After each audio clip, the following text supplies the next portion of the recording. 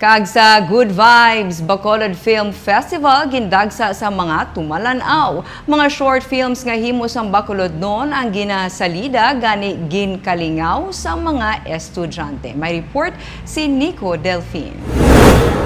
Napuno sa mga moviegoers ang duwa sa mga cinema sang Ayala Malls Capital Central sa unang nga adlaw sang film screening sang Bacolod Film Festival. Mga estudyante ang kalabanan sa mga nagdagsa sa sinihan para magtanaw sang short films nga himo sa mga local filmmakers.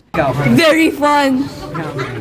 Kay may emotional, may ara man namin, may ara gidya something over the rainbows. Anong feeling nga ilonggong ginalantaw mga movies?